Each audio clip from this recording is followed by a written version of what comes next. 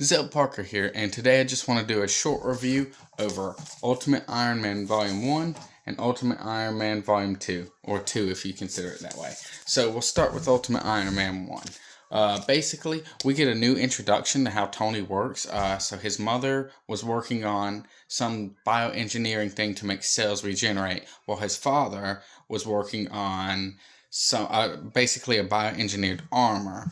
And basically the armor would eat cells while it was on stuff. So the plan was to fuse the two together and make somebody be able to wear the armor, and their skin would heal as it eats it. So it would be basically a good thing.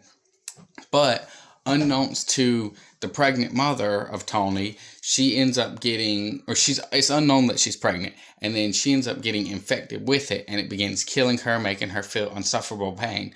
But she still ends up having Tony, and he just happens to be born with this. So she dies giving birth, and then Tony basically his father gives him the armor and runs away with him, right? And then, so before he was with her mother, or Tony's mother, he was with a woman named Lonnie, and she ends up leaving him, stealing a bunch of his business, and getting with Obadiah. No, not Obadiah. Zebediah is his name. And I'll just flip through the pages a little bit while I'm doing it.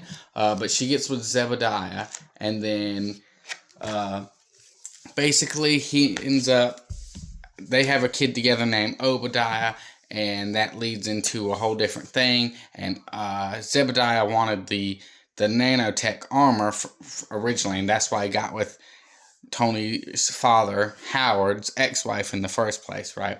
So basically from there, he kidnaps Tony as a child and tries to torture him using this device. But because of the way Tony works in this one, he's not exactly human. His brain is like all throughout his body. I was going to do both Iron Mans in this one, but I think I'm trying to do it under 3 minutes, so I think it's going to end up being 2 parts actually. So yeah, so basically because of that, he can't be drained, so they end up arresting Zebediah for it, and then Tony's dad, Howard, lets Obadiah come to work in the Baxter building as a school with Tony as they get older. But Obadiah is a piece of shit, basically. He ends up killing 2 other kids. He's real messed up, but he's also really clever. So basically, a few years later, Howard goes to prison, and it's believed to be because of Obadiah. I'm not going to do it in 3 minutes, so I'm going to just tell them both and make it like a 6-minute video, so whatever. So basically, Obadiah plucked the hair off of Howard, and somehow he uses that hair to stage his father's death. Well, his father does die, Zebediah does die, but he frames it on Howard. And so, skip time, he's in jail, and then some terrorists come to blow up a bomb in a boat to the Stark Industries. They plan to blow up that whole building. So pretty much this book ends. At this point, Tony's been slowly working on the suit, and the book pretty much ends with him doing just that. He takes that suit and he goes out and he stops the people that are about to blow up the boat, and then this is the end of it. He blows up right there, okay? So then the second book follows right after that, pretty much. Blows off like a part of his arm and everything, but apparently because of his regenerative ability, Tony can just regrow limbs. So let's see if I can see that right here. So there's how it starts, him getting blown up. Suit gets all dinged up, but the suit's really thorough. And so the second one is mostly about figuring out who was trying to attack them. And it ends up, I rated the first book a 7 out of 10, by the way. It was alright, entertaining somewhat. And then, so the second one is about finding out who tried to attack them. And it turns into this big thing where they think it had to do with Obadiah trying to blow them up using bombs to get payback for his father. But then, at a certain point, we see Obadiah, or there's this guy named Dolores who threatens to blow up a city with a nuke, right? Just like he's connected to the bomb in the boat. So yeah, So he's connected to that, and so basically he tells Tony, he thinks the suit is a robot, not a suit. So he tells Tony, he's like, hey, you give me the robot, and I'll put the nuke, I'll get rid of the nuke.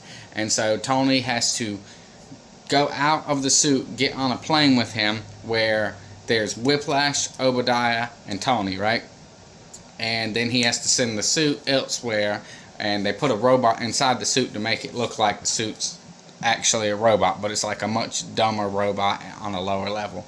And so at that point, while they're on the plane, turns out the big guy who was over this, his name was Dolores, he was never on the plane, and on the plane is another nuke, and with the intention to kill a city as well as Tony and the other two on it. Whiplash, he's a bad guy.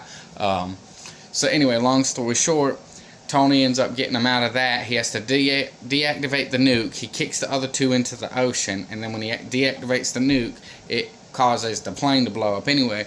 So Tony gets blown out the plane and loses a leg, but he set up some nanite or nanobots to make them trackable.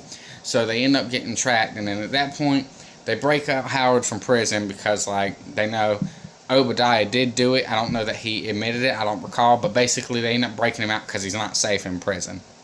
And so at that point, Tony's like, yeah, while I was laying in the ocean dying, I started thinking about who's really over this, because they went to track down Dolores, the guy who was over it, and found him dead already at his place. So somebody silenced him. So they come to the realization that the one in charge of all this manipulation and trying to blow up stuff is Lonnie, the ex-wife of Howard from the first one, and also Obadiah's mother. And turns out she was just using every single one of them, trying to get what she could, and she thought when she was going to get everything from Howard, which didn't work out because he was kind of clever in the way he patented things. He never did any documented proof of stuff. And then so after that, she got with Zebediah, and he didn't have the armor stuff that he wanted. And she was like, dang, I should have never had that kid with him in the first place. So she really never cared about Obadiah either. Anyway, in the end, she basically gets Howard hostage, and she's tried to kill Tony a bunch of times. And Tony shows up, and she was like, well, I'm going to shoot your dad in the head right now unless you get out that suit. And so Tony gets out the suit, and then she shoots him in the head. And then she goes to shoot Howard. But because of the way Tony's wired in this one, his brain is like all throughout his body or something. So she shoots him in the head, but does not kill him. And so from there, he gets up and attacks her. And then Howard's like, no, don't kill her, don't kill her. And so he doesn't. But then she gets a gun again, and she goes to shoot Howard this time, or Tony, one of the two, but it wouldn't have worked against Tony. So Obadiah pulls out a gun, and he's like, nah, you tried to kill me, and I'm not letting you get away with that, Mom. And so he shoots her. And that kind of ends the story right there. They never expected Lonnie to really be the bad guy. She's not that clever, they said.